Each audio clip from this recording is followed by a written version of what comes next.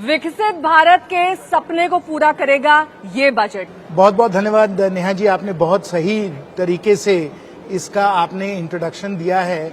और अब जो हम लोगों को चर्चा करनी चाहिए वो चर्चा करनी चाहिए कि जो बजट में विकसित भारत का ब्लूप्रिंट आएगा उसमें खास विशेष मुद्दे क्या होने चाहिए, और इन विशेष मुद्दों पे जो आज इकोनॉमिक सर्वे जिसको प्रस्तुत किया गया है उसकी पृष्ठभूमि, उसका बैकग्राउंड बहुत ही कुशलता से रखा गया है। आज जो इकोनॉमिक सर्वे आया है उसमें जो हेडलाइन है नेहा जी, सबसे मुख्य जो हेडलाइन है कि आगे भी इकोनॉमिक सर्वे कह रहा है कि हमारी अर्थव्यवस्था बहुत मजबूती से और बड़े तेजी से आगे बढ़ते रहेगी। अनुमान है कि अर्थव्यवस्था का जो दर है, जीडीपी ग्रोथ रेट जो है वो 6.5 से लेके 7% ये चलता रहेगा और आगे के कई दिन इस प्रकार से चलता रहेगा। और ये आईएमएफ और कई और एजेंसीज ने भी ये कहा है और इसको भी इकोनॉमिक सर्वे ने आज दोहराया है।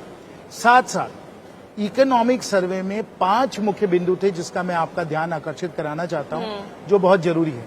पहली बात तो ये है कि इकोनॉमिक सर्वे ने कहा है कि जो अर्थव्यवस्था में स्थिरता हम लोगों ने लाई है, जो मैक्रो इकोनॉमिक स्टेबिलिटी यानी कि ग्रोथ रेट अच्छा रहे, अनएम्प्लॉयमेंट ठीक रहे, महंगाई कम रहे, फिस्कल डेफिसिट कम रहे, ये जो मैक्रो इकोनॉमिक स्टेबिलिटी यानी अर्थव्यवस्था में स्थिरता होनी चाहिए, ये आज इकोनॉमिक सर्वे में इसका उल्लेख किया गया है। दूसरा इकोनॉमिक सर्वे में खासकर काफी गहराई से महंगाई पे उन्होंने अपना जो है राय दिया है और ये भी कहा है कि जो हम लोगों को सब्जियों के भाव में जो महंगाई नजर आई है वो वेदर के कारण, मौसम के कारण हुआ है और ये थोड़ा एराटिक है, थोड़ा वेरिएबल है, लेकिन ये जो है स्टेबलाइज हो जाना चाहिए। तो ये 2-3 मुख्य बिंदु थे। पीएलआई, कैपेक्स और बेरोजगारी पे भी काफी कुछ इकोनॉमिक सर्वे में है और मुझे मालूम है कि आज सब जो यहाँ हमारे माननीय इसमें भागीदार हैं इस चर्चा में, आज हम लोग उन सब मुद्दों पे लंबी चर्चा करें। ठीक है, इसी को आगे बढ़ाते हुए कैपेक्स, पीएलआई, बेरोजगारी, इसका खाका तो तैयार कर लिया गया है, लेकिन सुभाष चंद्र गर्ग जी, क्योंकि वैश्विक मंदी की आहटें जो है इस वक्त सबको डरा रही हैं और इन वैश्विक मंदी की आहट जो है हिंदुस्तान को कैसे प्रभावित कर सकती है या फिर नहीं, और इसका किस तरीके से आने वाले 5 सालों में प्रधानमंत्री नरेंद्र मोदी के लिए एक बड़ा चैलेंज के तौर पर सामने आ सकता है। नेहा जी, 2 बातें। पहले तो ये विकसित भारत वाली बात पे ये बहुत जरूरी है। इन अंतरिम बजट जब निर्मला जी ने पेश किया था फरवरी में, तो उन्होंने कहा कि हम जो रेगुलर बजट आएगा, जो कि अब कल आ रहा है, उसमें इसका रोड मैप रखेंगे। लेकिन दूसरी तरफ अगर आप देखें तो अभी थोड़े दिन पहले ही नीति आयोग की तरफ से एक नोटिफिकेशन जारी हुआ है कि 27 तारीख को नीति आयोग की गवर्निंग काउंसिल जो है उसकी बैठक होगी इसके बारे में बात करने के लिए। तो मुझे थोड़ा सा कंफ्यूजन है कि इस बजट में इसका रोड मैप आएगा या नहीं आएगा। मैं बड़ी उत्सुकता से इसको देखूंगा कल कि विकसित भारत के बारे में क्या बजट में आता है। क्योंकि आपने नीति आयोग की चर्चा करी है तो राजीव कुमार जी को चर्चा में ले आते हैं। कह रहे हैं कि इसका रोड मैप आएगा नहीं आएगा, इस पर संशय बना हुआ है, क्योंकि मीटिंग्स तो सर हर साल बजट के पहले होती हैं, पर वास्तविकता क्या इससे परे पाते हैं आप? क्योंकि लगातार पिछले 5 साल से और इस साल जो वोट बैंक, वोट फीसदी में कमी आई है, उसकी एक बड़ी वजह बेरोजगारी बताई जा रही है और महंगाई, यानी कि सरकार पर से कहीं ना कहीं विश्वास थोड़ा हटा है या फिर कम हुआ है, जिसकी वजह से लोग लगातार मांग कर रहे हैं कि कैसे रोजगार के नए अवसर पैदा होंगे। और वो तस्वीरें भी हम अक्सर देखते हैं जिसमें लंबी कतारें लग जाती है जब भी कहीं के लिए आवेदन खुलता है। नेहा जी, बहुत नमस्कार और धन्यवाद। और जैसा कि मैंने देखा है पिछले कई बजट से कि कोई मीडियम टर्म स्ट्रैटेजी जो है या कोई विकसित भारत की तरफ पूरा कोई रास्ता वो बजट में अधिकतर नहीं आता है। सही बात। वो अलग से आता है, 100 डे प्लान में आएगा या वो जो नीति आयोग की मीटिंग हो रही है 27 तारीख को उसमें दिया जाएगा। तो बजट से हमें ये उम्मीद करना नहीं चाहिए। तो रोजगार सृजन कैसे होगा? अब आपने जो असली मुद्दा जो उठाया, मेरे नजर में जो असली मुद्दा उठाया है वो है रोजगार का। और रोजगार की हालत, आंकड़े चाहे कुछ भी कहें और कहते रहें, मगर जो मुझे नजर आता है, जो तथ्य नजर आता है वो ये कि ग्रेजुएट्स के लिए खासतौर से हमारी रोजगार की सिचुएशन इस समय अच्छी नहीं है और एम्प्लॉयबिलिटी और एजुकेशन में जो फर्क है उसको हमें ठीक करना पड़ेगा। वित्त मंत्री बहुत फोकस करेंगी कैसे एजुकेशन सेक्टर की क्वालिटी को इम्प्रूव किया जाए, स्किल डेवलपमेंट को कैसे इम्प्रूव किया जाए और ख़ासतौर से जो हमारा प्राइवेट इन्वेस्टमेंट है, जो हमारा निजी निवेश है, क्योंकि अंततोगत्वा हमारी अर्थव्यवस्था चलेगी तो सिर्फ निजी निवेश के द्वारा और हमारे जो प्राइवेट एंटरप्रेन्योर्स हैं उनके द्वारा। उनकी ईज ऑफ डूइंग बिजनेस कैसे होगी? अभी भी जमीन पर बहुत सारे उनके लिए अड़ंगे हैं, उनको कैसे हटाएंगे कि जब तक एक सर, जिन एजुकेशन रिफॉर्म्स की आप बात कर रहे हैं उसके तो दूरगामी परिणाम होते हैं ना। नहीं, दूरगामी परिणाम भी होते हैं, मगर स्किल डेवलपमेंट के परिणाम तो मेरे ख्याल में करीब फौरन ही नजर आ जाते हैं अगर आप अच्छी तरह से स्किल डेवलपमेंट करें। और जैसा कि मैंने कई बार नीति आयोग से भी कहा था, अप्रेंटिसशिप का प्रोग्राम आप दिगना चौगना 5 गुना कर दें, क्योंकि अगर वो करेंगे तो इंडस्ट्री उन्हीं लोगों को लेती है जिसकी कि उनको डिमांड होती है। तो ये जो गैप है कि स्किल आप एक बना रहे हैं और डिमांड दूसरी तरफ जा रही है, वो नहीं रहेगा। क्योंकि इस पे तवज्जो देना बहुत ज़रूरी है, क्योंकि यही जो है वो विकसित भारत की जो नींव है वो हमारी स्किल्स, एजुकेशन और एम्प्लॉयमेंट पर रखी जाए। और मैं एक बार गुजारिश करूंगी वो पॉपुलेशन वाली स्लाइड चलाएं जिसमें हम लगभग चीन से नेक टू नेक चल रहे हैं पॉपुलेशन के मामले में, और आने वाले वर्षों में और जो हमारा आकलन है इस स्लाइड में हम चीन से भी आगे निकलने वाले हैं, क्योंकि उन्होंने तो जो मेजर्स उठाए हैं वो कहीं ना कहीं कारगर साबित हुए हैं, पर हिंदुस्तान में ऐसा कुछ भी नजदीक भविष्य में होता हुआ नहीं दिखाई दे रहा है। प्रोफेसर अरुण कुमार जी को मैं अब चर्चा में शामिल करना चाहूंगी, क्योंकि अरुण जी, हमेशा वित्त मंत्री से 2 बेसिक बातों की उम्मीद होती है। आम आदमी के तौर पर मेरे टैक्स स्लैब्स में क्या राहत मिलेगी और किस तरीके से मुझे महंगाई में कमी मिलेगी। उसके फौरी तौर पर भले ही कोई अनाउंसमेंट्स ना हो, लेकिन आने वाले वक्त में कैसे WPI, CPI इन सब पर प्रभाव दिखाई दे। देखिए, जो टैक्स की नीति है उसमें हमारे प्रत्यक्ष कर होते हैं और अप्रत्यक्ष कर होते हैं। जो आम आदमी है वो तो अप्रत्यक्ष कर पे करता है। हमारा जो डायरेक्ट टैक्स पेमेंट है, जिसको प्रत्यक्ष कर बोलते हैं, वो तो प्रधानमंत्री जी ने खुद कहा कि 1.5 करोड़ लोग हैं वो इफेक्टिव टैक्स पेयर हैं। तो 140 करोड़ में से 1.5 करोड़ हैं, यानी 1.1% लोग ही हैं। तो जो डायरेक्ट टैक्सेस हैं उनका आम आदमी पे कोई असर नहीं पड़ता है। हमें तो इनडायरेक्ट टैक्स देखना है, और जीएसटी जो है इनडायरेक्ट टैक्स, वो तो जीएसटी काउंसिल डिसाइड करेगी, वो यहाँ नहीं डिसाइड होगा। पर मेरा मानना है कि इससे ज्यादा जो बड़ी समस्या है कि अगर हम किसी को टैक्स कंसेशन देते भी हैं तो वो उसका लॉस बाकी प्राइस राइज से कितना हो रहा है। तो प्राइस राइज पे कंट्रोल करना भी जरूरी है। और हमारे यहाँ तो 94% लोग असंगठित क्षेत्र हैं। असंगठित क्षेत्र के जो लोग होते हैं उनको जो है कोई वो सुविधा नहीं होती कि वो अपनी तनख्वाह बढ़वा ले, तो इसलिए सबसे ज्यादा असर उन पे होता है। और सारी समस्या हमारी वहीं से आ रही है, क्योंकि जब असंगठित क्षेत्र पे जब प्रहार होता है, जब उनकी आमदनी कम हो जाती है तो अर्थव्यवस्था में डिमांड कम होती है। जब डिमांड कम होती है तो उससे हमारा कैपेसिटी यूटिलाइजेशन कम होता है। और जब कैपेसिटी, एक मिनट में बात कंप्लीट कर लूं, जब कैपेसिटी यूटिलाइजेशन कम होता है तो इन्वेस्टमेंट प्राइवेट सेक्टर का कम हो जाता है, और जब वो कम हो जाता है तो ग्रोथ कम हो जाती है। तो ये सारी की सारी समस्या है कि हमारा असंगठित क्षेत्र, जिसमें कृषि और माइक्रो सेक्टर, ये 2 बड़े क्षेत्र हैं, जब उनपे प्रहार होता है, और नोटबंदी से प्रहार हुआ, फिर जीएसटी से हुआ, फिर एनबीएफसी क्राइसिस से हुआ, फिर पैंडेमिक से, ये 4 बड़े प्रहार हुए हैं, जिसकी वजह से हमारी अर्थव्यवस्था बहुत परेशानी में है। और जो आज बेरोजगारी है वो असंगठित क्षेत्र से ही आ रही है, क्योंकि वहीं पे काम नहीं है। जो नौजवान हैं, जो महिलाएं हैं, लेबर फोर्स पार्टिसिपेशन रेट, अगर सरकार का भी ये डेटा ले लें तो 55% करीब है, सीएमआई का डेटा ले लें तो 46% करीब है। तो इसका मतलब है करीब जो 10 करोड़ लोग हैं जिनके पास जो काम ढूंढना बंद कर दिया उन्होंने, क्योंकि उनको काम नहीं मिल रहा है। तो इसलिए ये जो रोजगार की बात है, असंगठित क्षेत्र की बात है, और जो डिमांड की बात है, वो सब जुड़ी हुई है तीनों चीजें। उस पर अगर हम नहीं ध्यान देंगे तो हमारा ग्रोथ गिर जाएगा और हम विकसित भारत की तरफ नहीं जा पाएंगे। विकसित भारत की बात हो रही है प्रोफेसर गौरव वल्लभ जी, और विकसित भारत की ओर हम कैसे बढ़ेंगे जब रोजगार के अवसर उत्पन्न नहीं हो रहे हैं। जिस तरीके से प्रोफेसर अरुण कुमार जी कह रहे हैं कि अर्थव्यवस्था लगभग वेंटिलेटर पर है, और ऐसे में 2047 में अगर हम ये चश्मे से देखें भी कि बहुत सुनहरे भारत की तस्वीर आपकी सरकार पेश कर रही है, तो उस तस्वीर तक हम कैसे पहुंच पाएंगे? क्योंकि आपको तो चुनाव का भी ध्यान रखना है, हरियाणा में चुनाव आ रहा है, वहां पर किस तरीके से किसानों के लिए आप कौन सी स्कीम्स लेकर आएंगे?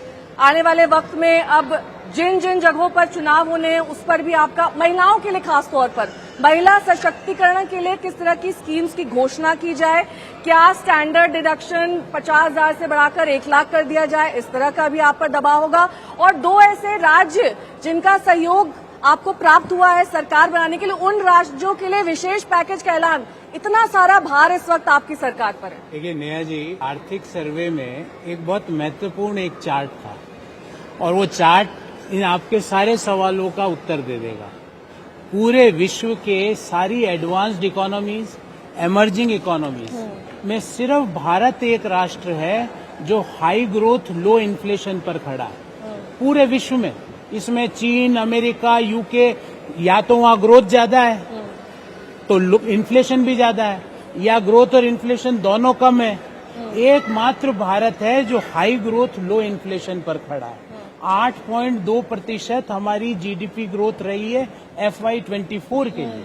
और जैसा प्रोफेसर साहब ने अभी फरमाया कि लेबर फोर्स पार्टिसिपेशन रेट 57% है, पर पिछले 3-4 वर्षों में वो लगभग 8 से 9% बढ़ी है और बढ़ाने की जरूरत है। इसमें कोई, मैं इनकी बात से असहमति जाहिर नहीं कर रहा। इसको 57 को 62 ले जाना है, वर्कर्स पार्टिसिपेशन रेट को भी बढ़ाना है।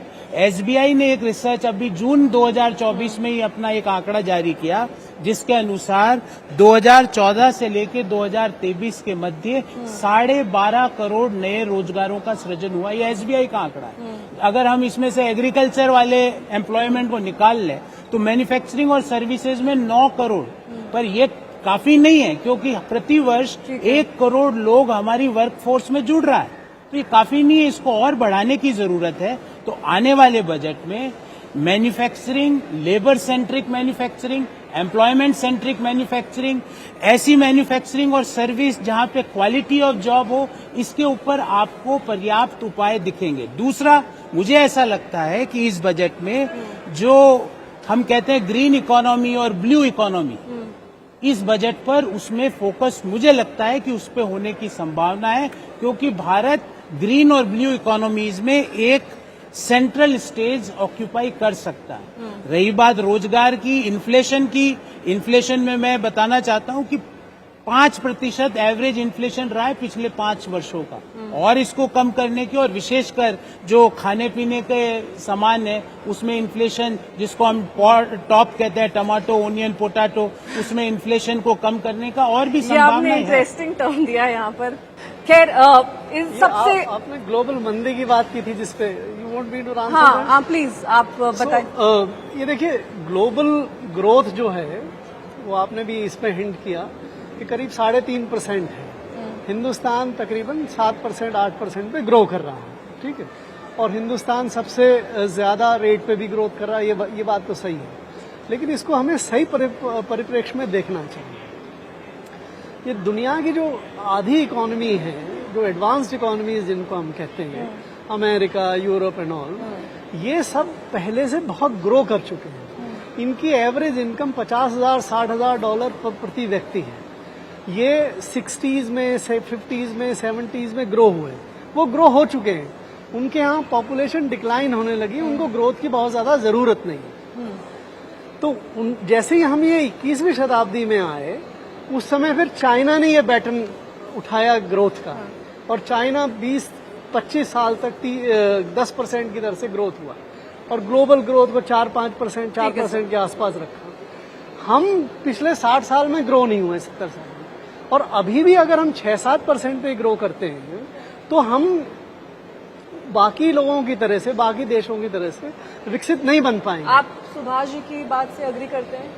सुभाष जी के 6-7% की ग्रोथ काफी नहीं है, और जो प्रोजेक्टेड ग्रोथ है वो भी लगभग 6.5% के आसपास है। अभी 7% का प्रोजेक्शन है, और सुभाष जी बिल्कुल सही कह रहे हैं, राजीव जी भी सही कह रहे थे कि अभी हम लोगों को रोजगार पे हम लोगों को ध्यान देना है। और अगर हम लोग चाइना के साथ तुलना करें, चाइना इस समय अपने डेवलपमेंट में 8-9% ग्रो कर रही थी, तो हमारा भी जो है एस्पिरेशन है कि हम लोग 8-9% पे हम लोग ग्रो करें। और अभी जहां हम लोग बैठे हैं, ये भारत की अर्थव्यवस्था, इस ग्रेट इंडिया प्लेस के मॉल में भारत की अर्थव्यवस्था का धड़कता हुआ दिल है। यही सब ग्राहक हैं, कंजम्पशन हो रहा है, कई सारी चीजें बन रही हैं, बिक रही हैं। ऐसा ही बाजार हम लोगों को भारत को बना देना चाहिए, तब जाकर भारत समृद्ध होगा। और इसमें जो इकोनॉमिक सर्वे में भी कहा गया है, गौरव जी ने भी अभी बताया कि हम लोगों को मैन्युफैक्चरिंग पे PLI, जो प्रोडक्शन लिंक्ड इंसेंटिव्स हैं, इस पे हम लोगों को ध्यान देना चाहिए। और इसमें जो काम किया गया है बहुत ही प्रशंसनीय है। अभी आप देख लीजिए कि करीब 11 लाख करोड़ PLI में 11 लाख करोड़ का जो निजी निवेश राजीव जी बता रहे थे वो हुआ है। उसके द्वारा 8.5 लाख लोगों को रोजगार मिला है, और अगर हम स्मार्टफोन की बात करें जो इस मॉल में बिकते हैं, इस स्मार्टफोन की बात पर करें, कंजम्पशन वो स्मार्टफोन आज हमारे देश से एक्सपोर्ट हो रहा है, 2 लाख करोड़ एक्सपोर्ट नहीं, हो रहा पर है। लोकल कंजम्पशन कम हुआ या नहीं हुआ है? लोकल कंजम्पशन में बढ़ावा हुआ है, जितने तेजी से हम लोग बढ़ा सकते थे शायद उतना हम लोग नहीं बढ़ा पाए हैं, लेकिन उसका भी कारण वही है कि रोजगार जैसे जैसे बढ़ेगा कंजम्पशन भी बढ़ेगा, तो इसलिए वही निवेश प्रोफेसर रोजगार वाला अरुण मामला। कुमार जी कुछ कहना चाह रहे हैं। सर आपके पास आऊंगी। सर जी आप हाँ। सबसे पहली बात कि अगर हमें विकसित देश बनना है तो $14,000 प्रति व्यक्ति आय होनी चाहिए। अगर वो हमें 2047 तक अचीव करना है तो हमें 9.5% की ग्रोथ चाहिए कंसिस्टेंट अगले 20 साल। 9.5% की ग्रोथ तो बहुत कम देशों ने अचीव किया है, हमने तो किया नहीं है। तो पहली बात तो ये है। दूसरी बात ये है कि कंजम्पशन का जो है जीडीपी में कंजम्पशन का शेयर 3% बढ़ रहा है जबकि जीडीपी 7% बढ़ रहा है। इसका मतलब है कि हमारी इनकम डिस्ट्रीब्यूशन स्क्यू हो रही है अमीरों की तरफ। जो गरीब आदमी वो पूरा कंज्यूम करता है, अमीर कम कंज्यूम करता है। जो मॉल में कंज्यूम करने वाले हैं इससे जो हमारा कंजम्पशन रेट नहीं बढ़ने वाला। हमें कंजम्पशन प्रोपेंसिटी बढ़ानी होगी, उसके लिए गरीबों की तरफ आमदनी करनी होगी। तीसरी बात यह है कि हमारा जो अभी ई श्रम पोर्टल है, ई श्रम पोर्टल में प्रधानमंत्री जी ने कहा 30 करोड़ लोग रजिस्टर्ड हैं, तो उनकी 94% बता रहे हैं 94% बता रहे हैं कि उनकी आमदनी 10,000 रुपए से कम है। 10,000 रुपए से कम 94% की आमदनी है, वो कितना कंजम्पशन कर लेंगे।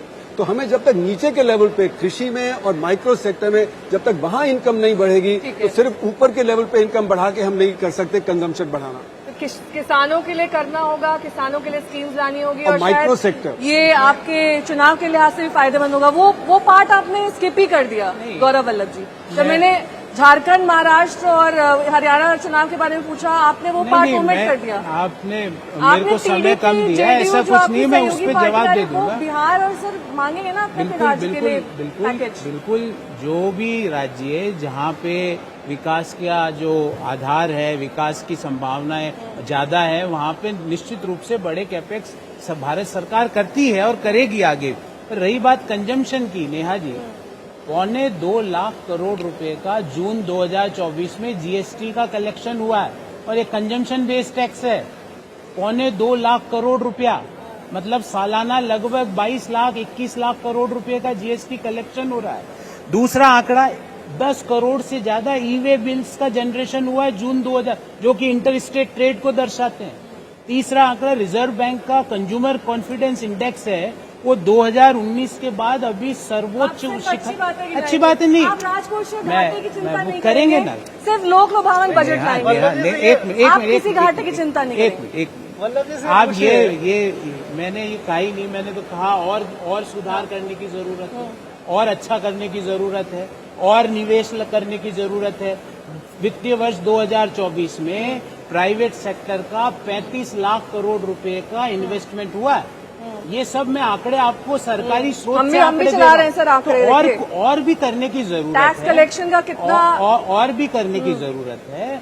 और भी कई जो अनिवार्य चीजें हैं, जैसे जिन पे 5% जीएसटी है, जो कि बेसिक नीड्स हैं, उस पे कुछ सोचने की जरूरत है। रेट रैशनलाइजेशन जो कि एक बहुत लॉन्ग पेंडिंग डिमांड है देश की, उसके ऊपर जीएसटी काउंसिल को, जो कि राज्यों का समूह है, उसको बात करने की जरूरत है। मैं वो उन पे बात नहीं कर रहा, पर निश्चित रूप से हम ये नहीं कह सकते कि हम कहीं खड़े ही नहीं है। हम खड़े हैं उस जगह पर, दुनिया के उस राष्ट्र के रूप में जो कि एकमात्र राष्ट्र हाई जीडीपी लो इन्फ्लेशन का राष्ट्र। टॉप 10 में हमने जगह बना ली है। टॉप 10 में नहीं, टॉप 5 में आ चुके हैं, और यही ग्रोथ रेट से हम अगले 5 साल में टॉप 3 में पहुंचेंगे। क्योंकि जर्मनी है और जो जापान है, जो हमसे ऊपर है तीसरे और चौथे नंबर पे, उनकी ग्रोथ रेट हमसे कम है काफी। इससे पहले कि हम चर्चा को आगे बढ़ाएं, एक बार फिर से आपको ये बता दें कि इस वक्त हमारी मौजूदगी ग्रेट इंडिया मॉल पैलेस में है, और यहाँ से ही हम ये खास पेशकश बजट की आपके लिए कल भी लेकर आएंगे सुबह 7 बजे से लगातार। और अब चर्चा में जोड़ना चाहूंगी सिद्धार्थ जराबी को। अगर आप राजीव कुमार से सिद्धार्थ कोई सवाल करना चाहें बजट से जुड़ा हुआ। नहीं, सवाल तो मेरा राजीव जी से ये रहेगा कि क्या ये समय इस बजट में किसी प्रकार से इनकम टैक्स में फेरबदल का है?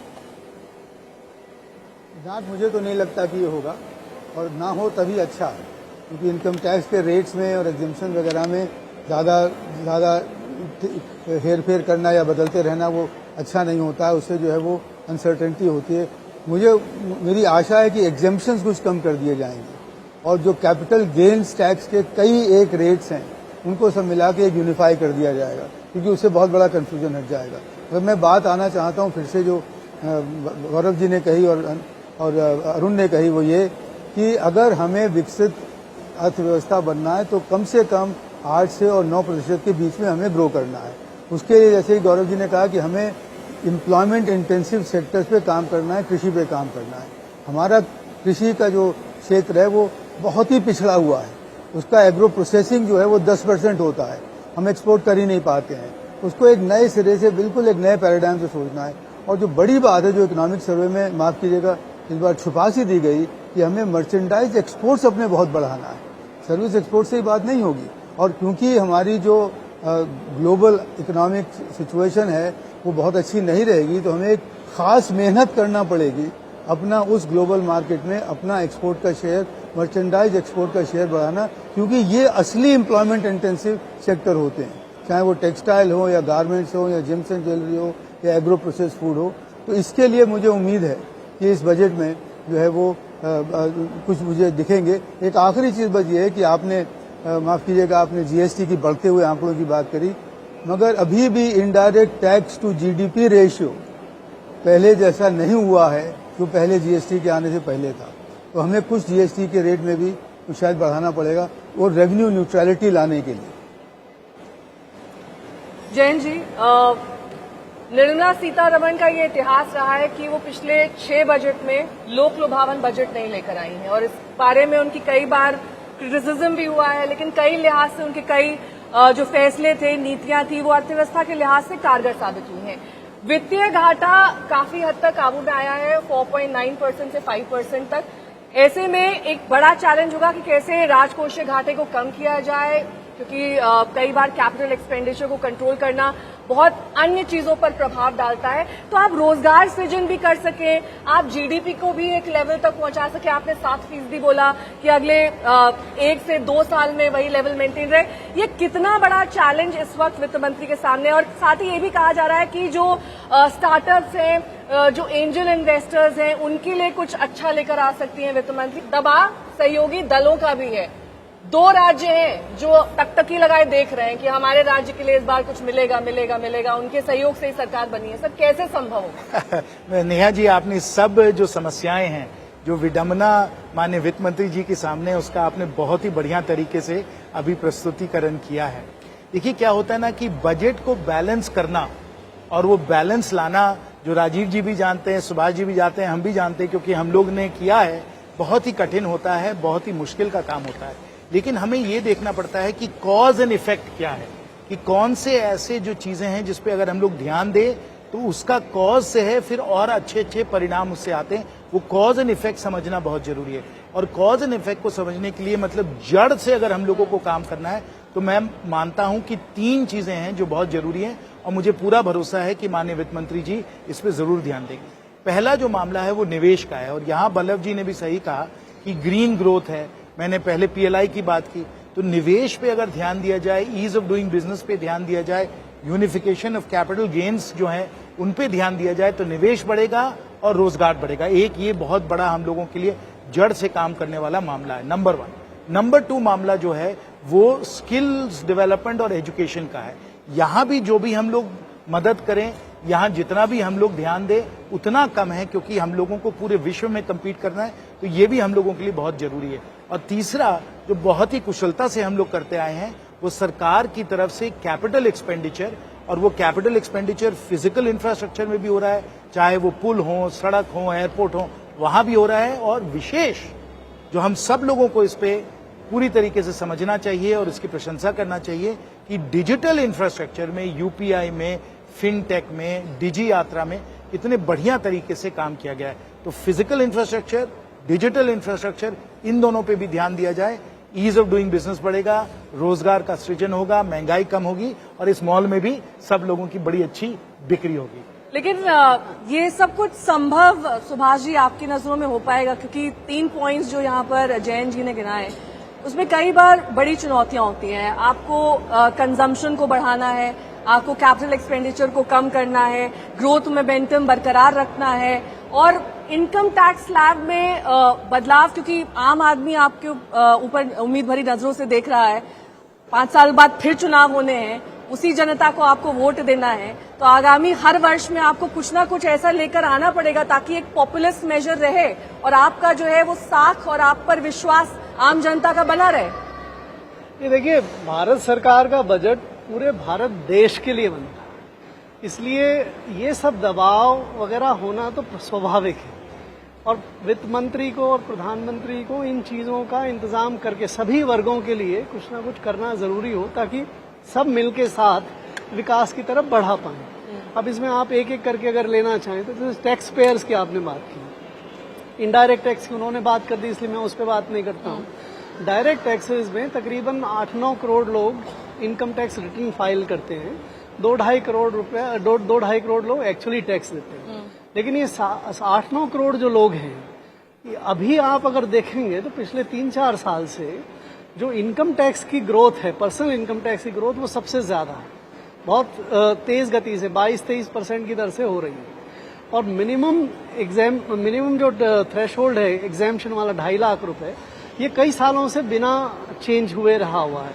इस दौरान महंगाई भी काफी बढ़ गई है, तो लोग निश्चित रूप से ये महसूस करते हैं कि हम सैलरी अर्नर्स हैं, ज्यादातर इसमें से 9 करोड़ में से सैलरी अर्नर्स हैं, कि हम मेहनत से कमाते हैं लेकिन हमें इतना ज्यादा टैक्स देना पड़ता है।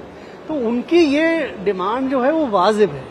अगर प्रधानमंत्री और वित्त मंत्री इसके लिए कुछ नहीं करेंगे तो निश्चित रूप से उनको इसका खामियाजा भुगतना पड़ेगा। अब दूसरा एक चीज और, सरकार का काम क्या है?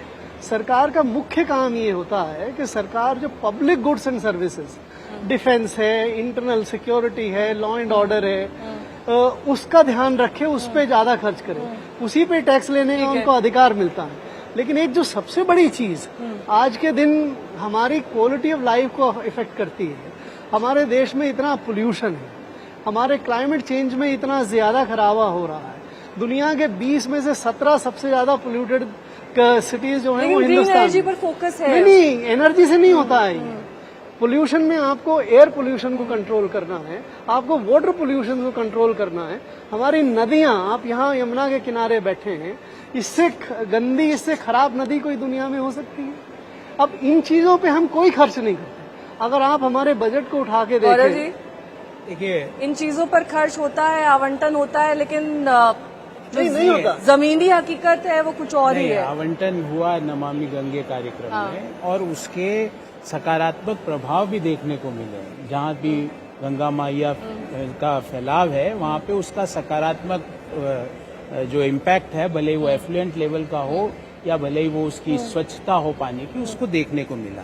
अब इनकम टैक्स की सुभाष जी बात कर रहे थे। इनकम टैक्स नेहा जी सिर्फ 50,000 रुपया या लाख रुपया डिडक्शन बढ़ाना ही सिर्फ लोगों को रियायत देना नहीं होता। आप कई तरीके से लोगों की इन पॉकेट सैलरी को बढ़ा सकते हो।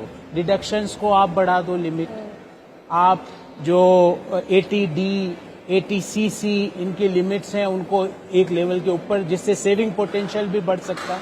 तो सिर्फ एक तरीका नहीं होता लोगों की जेब में कंजम्पशन को बढ़ाने का। और निश्चित रूप से मुझे लगता है कि सरकार इस बारे में बड़ी सकारात्मक है कि लोगों की ईज ऑफ लिविंग को कैसे सुधारा जाए। और इस संदर्भ में पिछले 8-10 सालों में लगातार काम भी हुए, पर और करने की जरूरत है। और सिर्फ एक तरीका नहीं है कि हम 2.5 लाख को 4 लाख कर दें या 5 लाख बेसिक एग्जम्पशन कर दें। हम ATCC की लिमिट भी बढ़ा सकते हैं। इंश्योरेंस प्रीमियम हम सब कराते हैं, हेल्थ इंश्योरेंस। वैट और GST का भी तो बोझ है ना सर, पेट्रोल डीजल का भी बोझ है, वो भी अभी तक कुछ नहीं हुआ। अब आम जनता के तौर पर तो मैं बजट से इसको कोरिलेट नहीं कर रही, लेकिन जब भी आप टीवी देखते होंगे, अगर आप एक आम जनता के मैं आम जनता के लिए बताना तो वो रात में सिर्फ पट्टी देखता है, वो देखता है कि इनकम टैक्स में उसे कितनी राहत मिली, क्या सस्ता महंगा हुआ। जी, मेरे भी परिवार वाले वही देखते हैं, पार्की जार्गन से मतलब ही नहीं है। परिवार वाले वही देखते हैं। पर आपको ये समझना पड़ेगा कि जो जीएसटी है वो तो उसका तो बजट से लेना देना ही नहीं है। प्रोफेसर साहब ने बताया जीएसटी काउंसिल तो वो तो उसके बारे में तो जीएसटी काउंसिल। लेकिन आप कह रहे हैं ना इनकम टैक्स बढ़ाने के भी और तरीके, तब मैंने आपको काउंटर किया। इनकम में टेक होम सैलरी लोगों की, टेक होम सैलरी इसी में जा रही है सर हमारी। मैं कह रहा हूँ इसमें आप अगर किसी तरह की डिडक्शंस को बढ़ा दो, लोगों को सेविंग पोटेंशियल बढ़ा दो, जी लोगों के इंटरेस्ट को बढ़ा दो, इससे भी फायदा हो देखिए सकता है। ऐसा है कि 2.5 लाख की जो आमदनी होती है तो आपको रिटर्न फाइल करना होता है, लेकिन एग्जेम्पशन मिला के ऑलरेडी 5 लाख हो गया था, जिसके ऊपर आपको टैक्स, फिर वो 5 लाख से इस साल 7.5 लाख हो गया। तो अभी आपकी 60,000 रुपए की आमदनी अगर है महीने की, तो आपको जो टैक्स नहीं देना पड़ेगा। तो सवाल ये कि ये मिडिल क्लास का नहीं है। जैसे मैंने बताया कि हमारे यहाँ जो असंगठित क्षेत्र है उसकी आमदनी तो 10,000 रुपए प्रति माह, 1,20,000 रुपए है, वो तो कहीं टैक्स नेट में आ नहीं रहा, उसको तो इनडायरेक्ट टैक्स पड़ रहा है। और मिडिल क्लास भी जो है, मिडिल क्लास अगर जब 5% जो डायरेक्ट टैक्स देता है तो 15%, 20% वो इनडायरेक्ट टैक्स देता है, तो उसको इनडायरेक्ट टैक्स से फायदा मिलेगा। बजट से आप कुछ करेंगे तो मिडिल क्लास को कोई फायदा नहीं मिलेगा। इसमें जो है ना, ये बजट को और हमारी आर्थिक नीतियों को मध्यम वर्ग से हटकर जो बॉटम ऑफ द पिरामिड है, जो मतलब जो बिल्कुल नीचे इस तरह के आखिरी 10% पर हैं, उन पर ध्यान देना पड़ेगा। और उनके लिए असली काम जो है वो करना, मैं फिर दोहरा रहा हूँ, वो है रोजगार को पैदा करना। कृषि क्षेत्र की उत्पादकता, प्रोडक्टिविटी, यील्ड्स, फार्मर की इनकम, उनकी कॉस्ट ऑफ प्रोडक्शन कम करना, इस पर ध्यान देना पड़ेगा। अगर ये 2 क्षेत्र हमने पकड़ लिए, और कल बजट ने, जैसे कि मेरा वित्त मंत्री से एक्चुअली मेरी रिक्वेस्ट है कि जो वो सब्सिडी देते हैं फर्टिलाइजर को, पेस्टिसाइड को, हर्बिसाइड को, उतनी ही सब्सिडी उन लोगों को दे दें जो प्राकृतिक खेती करते हैं, जिससे पर्यावरण भी बचता है, सॉइल भी बचता है, जो जिससे कंज्यूमर और फार्मर की हेल्थ भी बचती है, कैंसर ट्रेन रुकेगी। वो क्यों नहीं कर सकते? सबसे छोटे छोटे एक क्लोजिंग रिमार्क लेते, क्योंकि अब वाइंड अप करने का समय आ गया। जैन जी। राजीव जी ने बिल्कुल सही कहा। मैं झारखंड से हूं और झारखंड में आम किसान जो हैं उनकी महीने की कमाई सिर्फ 6-7 हजार रुपए है। उनको इनकम टैक्स से क्या मतलब है? उनको मतलब है कि आप हमारी प्रोडक्टिविटी, हमारा उत्पादन कैसे बढ़ाइए, आप हमको बिजली और पानी कैसे आप दिलवाइए, और जो हमारा यहाँ फसल है उसका दाम हमको अच्छा दीजिए जिसमें कि हम थोड़ी तरक्की कर सकें। तो उनको कैसे सहयोग दें। और 60-70% हमारे देश के जो लोग हैं वो कृषि क्षेत्र से जुड़े हुए हैं, तो कृषि क्षेत्र में हम लोगों को जरूर ध्यान देना है, और वहीं से अगर देश को आगे बढ़ना है, वहीं से हम आगे बढ़ें। सर, जब आपने ये सारी बातें मुखर तौर पर सामने लाई, उस क्षेत्र में कितना कार्य हुआ, तो परसेंटेज में ही बता दीजिए कि क्या पिछली बार के या पिछले 5 साल के बजट में आपके हजारीबाग क्षेत्र को उससे कितना लाभ पहुंचा? बहुत लाभ मिला है। और देखिए, जहां तक कृषि क्षेत्र की हम लोग बात करें, किसान सम्मान निधि के द्वारा सब लोगों को अब सरकार के द्वारा सब्सिडी मिल रही है। हम लोगों ने बिजली में बहुत हम लोगों ने विकास लाया, हर कोई के पास बिजली है। अब सोलर इरिगेशन हम लोग सब जगह ला रहे हैं। तो सरकार के द्वारा कृषि क्षेत्र में हम लोगों ने बहुत मेहनत किया है, बहुत हम लोगों ने आगे बढ़ाया। बिजली तो एक सपना थी और आज सबको बिजली मिल रही है, लेकिन आगे भी हम लोगों को बहुत और काम करना है। पूरा कोल्ड चेन बनाना है, फूड प्रोसेसिंग कराना है, ये सब जो काम है ये भी जरूरी है। सिद्धार्थ को मैं डिस्कशन में एक बार लाना चाहूंगी। सिद्धार्थ, 2 बड़ी बातें हैं कि वित्त मंत्री किस प्रकार से सारे फिस्कल डेफिसिट को संभालते हुए, क्योंकि ये हमें ध्यान में रखना पड़ेगा कि 10 साल लगभग लगे और उनमें से कई अधिकारी जिन्होंने उस पर काम किया वो इस मंच पे हैं हमारे साथ। 10 साल लगे कि इंडिया की क्रेडिट रेटिंग को लेके विश्व भर में एक नई पॉजिटिविटी आई है। तो कहीं ना कहीं पे ये दबाव सरकार पे ये है कि क्या उस सारी जो ग्लोबल रेटिंग एक अच्छी हुई है भारत को लेके, उसको एकदम से छोड़ दिया जाए, तो ये एक बड़ा दबाव है। दूसरा, 20 से 30 करोड़ मिडिल क्लास पे कितना और बोझ डालें हम वेलफेयर स्टेट के लिए, और अगर हम उन पे बोझ नहीं डालते हैं तो उनको कुछ राहत दे सकते हैं क्या, इसको लेके भी काफी वित्त मंत्री पे प्रेशर रहेगा। क्योंकि हमारे प्रोग्राम का ही नाम कुछ मीठा हो जाए है, तो चलते चलते अगर मैं सभी गेस्ट से एक बार पूछूं कि आपके लिहाज से अरुण कुमार जी, बजट में कोई ऐसा अनाउंसमेंट जो आप चाहते हैं तो आपको मीठा खाने का मन करे, आप कहें कुछ मीठा हो जाए, आपके लिहाज से क्या होगा? देखिए, मैं शुरू से कह रहा हूं कि असंगठित क्षेत्र ही हमारी सबसे बड़ी समस्या है। वहीं पे बेरोजगारी है, वहीं पे गरीबी है। उसकी अगर जो डिमांड नहीं बढ़ेगी तो अर्थव्यवस्था ज्यादा तेज नहीं हो पाएगी। हमने पैंडेमिक के पहले देखा कि 8% की ग्रोथ रेट से हम गिर के 3.1% पे पहुंच गए थे, क्योंकि असंगठित क्षेत्र गिरावट पे है। ये असंगठित क्षेत्र को अगर हम नहीं मदद करेंगे, और असंगठित क्षेत्र के 2 हिस्से हैं, 46% लोग कृषि में काम करते हैं, 48% असंगठित नॉन एग्रीकल्चर सेक्टर में काम करते हैं, उसमें माइक्रो सेक्टर जो है वो एमएसएमई का 97.5% उसका एमएसएमई में घोषणा अगर होगी तो आपके लिए एमएसएमई में माइक्रो सेक्टर एमएसएमई में क्या है, मिडिल वाले जो है वो जो ले जाते हैं, माइक्रो तक पहुंचता नहीं है। और तीसरा जो है जीएसटी वो बाद में आएगा, पर जीएसटी में भी रिफॉर्म करना बहुत जरूरी है, नहीं तो जब माइक्रो सेक्टर को फायदा नहीं पहुंचेगा। एमएसएमई में माइक्रो सेक्टर और कृषि में इन दोनों को मदद करना ये सबसे अहम है, तभी रोजगार। मीठा है सर, आपके लिए क्या? मेरे दो हैं। एक तो जो मैंने पहले कहा कि प्राकृतिक खेती करने वालों को आप उतनी ही सब्सिडी कम से कम दे दें जो कि आप केमिकल फर्टिलाइजर यूज करने वालों को देते हैं, क्योंकि उससे आपको बहुत फायदा होगा। और दूसरा यह है कि आप निर्यात क्षेत्र में मर्चेंडाइज एक्सपोर्ट के लिए कुछ ऐसे अनाउंसमेंट्स करें, फाइनेंशियल अनाउंसमेंट, जिससे कि उनकी इंसेंटिव बढ़े और उनकी ईज ऑफ डूइंग प्राकृतिक तरीकों से जो खेती करते हैं उनके लिए इंसेंटिव्स की घोषणा। और सर आपके लिए मुझे बजट से छेना की जलेबी जो मुझे बहुत पसंद है, छेना की जलेबी मिलेगी अगर माननीय वित्त मंत्री जी ग्रीन बैंक की घोषणा करती हैं, उसके द्वारा। गौरव वल्लभ जी, आपके लिए तो सभी कुछ मीठा ही होगा, लेकिन एक चीज अगर आप बताएं। देखिए, मैं तो जैसा मैंने प्रोग्राम में भी कहा कि मैं तो कलाकंद जब भी खाऊंगा जब मैन्युफैक्चरिंग, एम्प्लॉयमेंट सेंट्रिक मैन्युफैक्चरिंग पर जोर हो, और नेहा जी सर्विस सेक्टर जो हमारी प्राइड था उसको हमें छोड़ना नहीं है पीछे, उस सर्विस सेक्टर को, आईटी इंडस्ट्री को आगे लेके। तो मैन्युफैक्चरिंग, एम्प्लॉयमेंट सेंट्रिक मैन्युफैक्चरिंग और सर्विस सेक्टर। सुभाष जी, आपके लिए क्या? देश के हित में मीठा और कड़वा दोनों जरूरी है। अच्छा, दोनों मिक्स चाहिए आपको? दोनों जरूरी है। तो कड़वे के हिसाब से आप फिस्कल डेफिसिट को थोड़ा कंट्रोल करिए, इतना ज्यादा फिस्कल डेफिसिट देश के हित में नहीं है। और मीठे के हिसाब से जो मैंने पहले आमले का मुरब्बा समझ में आ रहा है मुझे, कड़वा मीठा दोनों ही होता है। पोल्यूशन और ग्रीन इकोनॉमी और क्लाइमेट आपका फोकस ग्रीन एनर्जी, क्लाइमेट, इन सब पर है। सिद्धार्थ, आपके लिए क्या मीठा होगा कल के बजट? नहीं, ज्यादा मीठा स्वास्थ्य के लिए अच्छा नहीं है। शबरी के बेर मिल जाएं, यही काफी है। शबरी के बेर।